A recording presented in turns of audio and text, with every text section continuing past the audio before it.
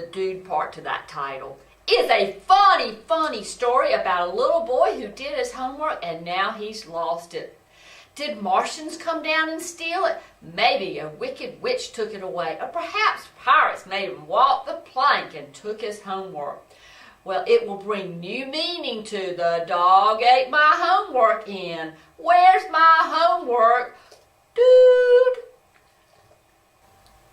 Boys and girls, how many of you remember Winter, the dolphin in Dolphin Tale who got a prosthetic tail? Well, I have a great book for you called Hope for Winter. It's about another dolphin that also was injured, but this dolphin named Hope was much younger than Winter. She was sick, and when she was taken to the same aquarium that Winter was, she became friends with Winter.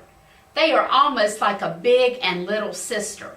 If you want to find out about these amazing dolphin friends, check out the book at your Cardinal Lane book fair.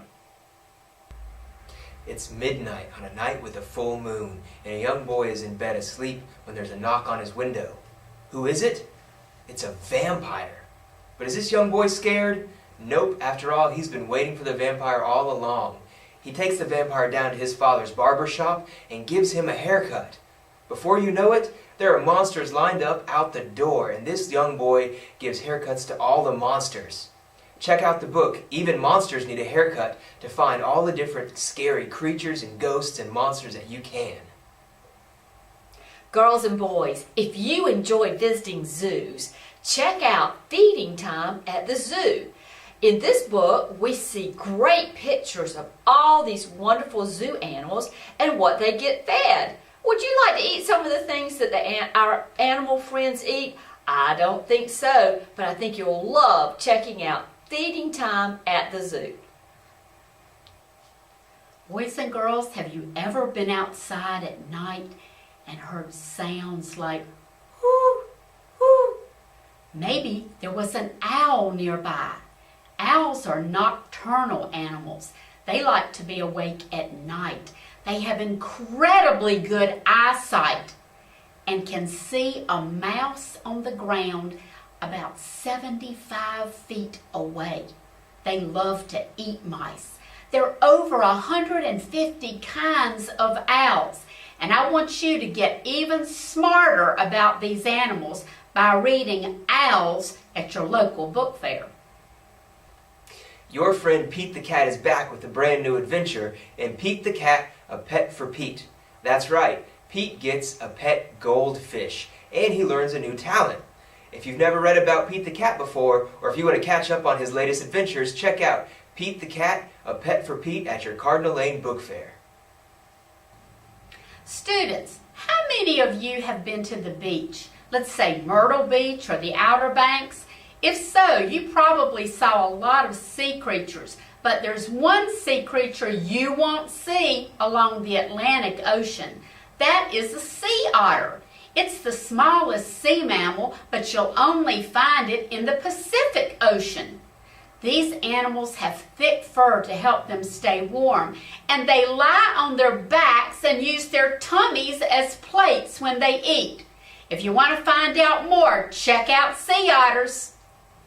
Humphrey is our favorite hamster. He is loved by lots and lots of children.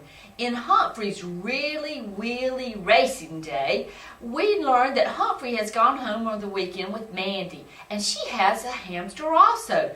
This hamster has a really cool toy, a hamster car. Humphrey wants one so bad, but toys aren't allowed at school. For you see, Humphrey lives at Longfellow School in room 26, and Miss Brisbane, the teacher, wouldn't want a toy for a hamster in her room. What is Humphrey going to do? Well, if you enjoyed this book, you'll enjoy the second book, Humphrey's Playful Puppy Problem. This weekend, Humphrey goes home with Richie. And he is so excited. Richie has a new puppy. But you know, puppies can be frisky. Will Humphrey be able to help calm that puppy down? Well, I know that you will love reading all these great new stories about the world's favorite classroom hamster at your Cardinal Lane book fair.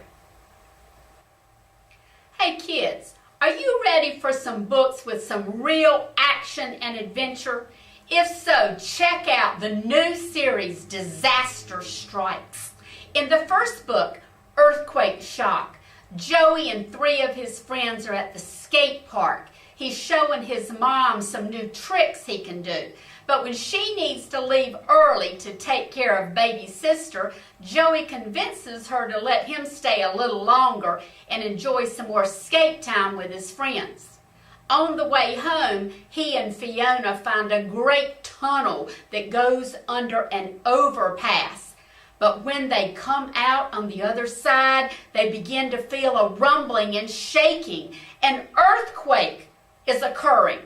All of a sudden, the overpass crashes down, and Joey's friends are left on the other side. Are they going to make it out safely or never skateboard again? In the second one, Tornado Alley, Wyatt and his cousin have gone fishing at a lake in Oklahoma, along with 2 neighbors. They notice the clouds beginning to get dark, and as they head home, they see the beginnings of a tornado beginning to form. To make things worse, that's not the only tornado in sight.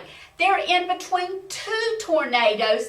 Will they make it to the barn in time, or will they be swept up by vicious tornadoes? Check out these exciting books at your next book fair. In Shelter Pet Squad Jelly Bean, we meet Savannah, who is 10 years old, and Savannah would love to have a pet, but her apartment complex will not allow any kind of pets at all, not even a goldfish.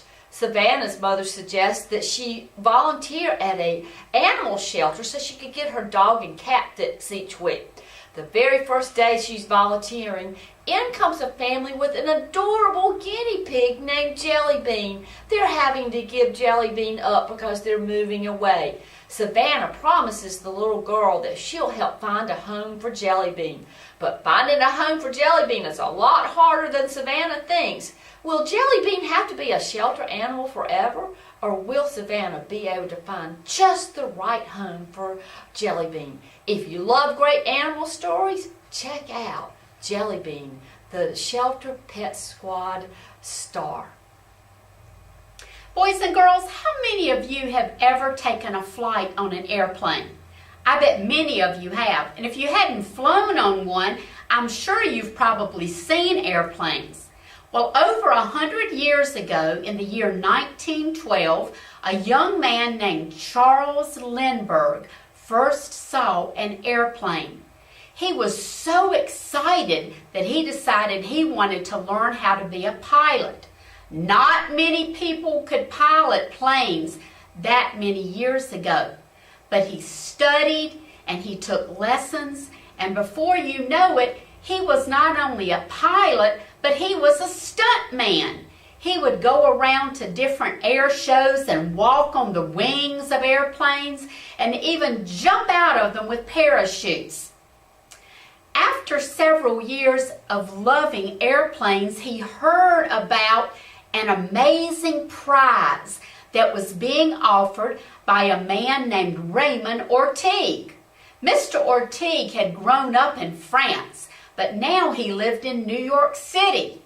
Lots of pilots came to stay at the hotel that he owned, and he loved their stories of adventure.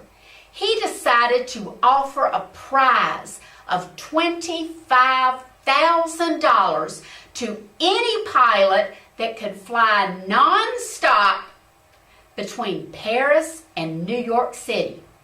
Well, Lindbergh was determined to try to win the prize, but so were lots of other people. In fact, several pilots crashed and died or disappeared in the ocean trying to do this.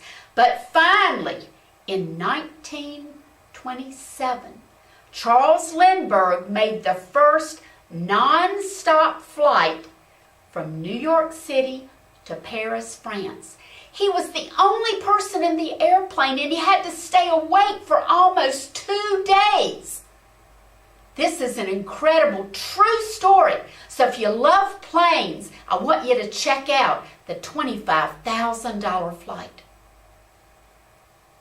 Have you ever wondered who invented pizza or where ice cream came from?